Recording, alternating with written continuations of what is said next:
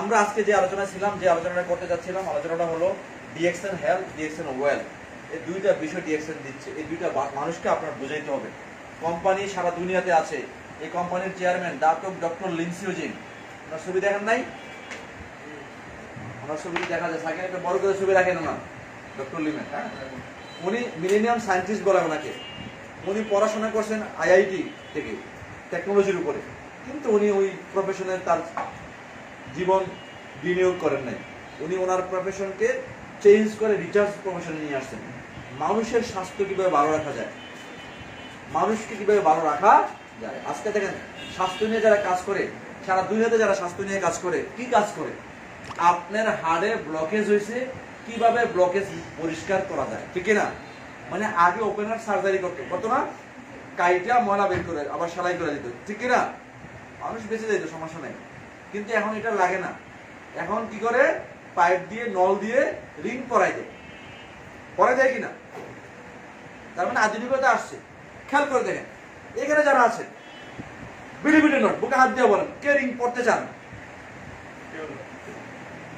তার মানে আধুনিকতা আসছে, বুক ফাড়া দরকার নাই, রিং পরানোর ব্যবস্থা অন্যভাবে আছে, কিন্তু কেউ আমরা পড়তে চাই না। কিন্তু আমরা কেউ পড়তে চাই না, কিন্তু দেখেন পড়ার লোকের অভাব নাই। আজকের আলোচনা এই জায়গায় ডক্টর লিন বলছে, আমার আলোচনা হলো সেই আলোচনা, আমার ব্যবস্থা হলো সেই ব্যবস্থা, যেই ব্যবস্থায় আপনি যা চাচ্ছেন, রিয়েলি আপনি যা চাচ্ছেন তাই আপনি হবে। যে আপনি রিং পড়তে চাই, তাহলে রিং পড়তে যদি না চান তাহলে কাজ করতে হবে কিনা? রিং না পড়ার কাজ করতে হবে। কিন্তু আপনি আমি যা এখন বর্তমানে করছি সব রিং পড়ার কাজ, কিন্তু মুখে বলছে রিং পরবো না, কিন্তু যত কাজ করছে যে রিং পরার কাজ করছে, যেটাকে বলছে আমার লাইফস্টাইল ঠিক নাই। বুঝছেন কিনা? কথা বোঝা যাচ্ছে আমার?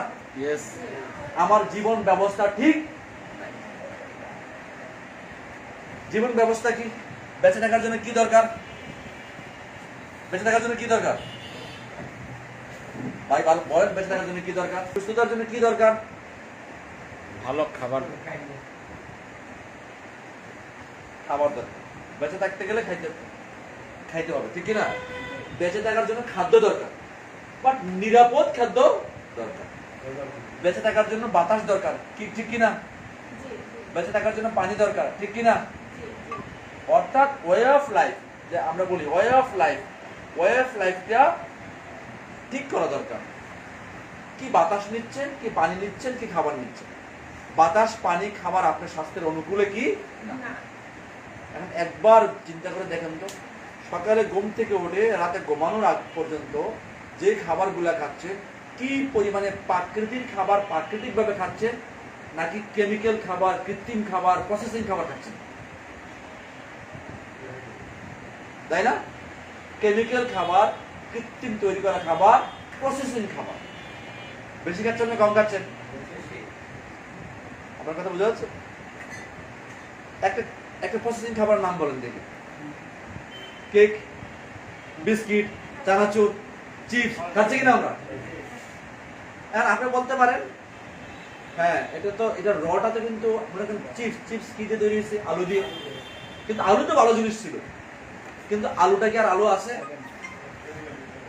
এটা কি পরিমাণে স্পাইসিস দিয়ে পুরাইয়া প্যাকেটের মধ্যে রাখছে কিনা? তার মানে প্রাকৃতিক খাবারকে আমরা অপ্রাকৃতিক করে খেয়ে নিচ্ছি। অর্থাৎ আমাদের ওয়ে অফ লাইফে যে খাবারগুলো আমাদের সঠিক খাবার দরকার ছিল, সেই খাবারগুলো সঠিক না।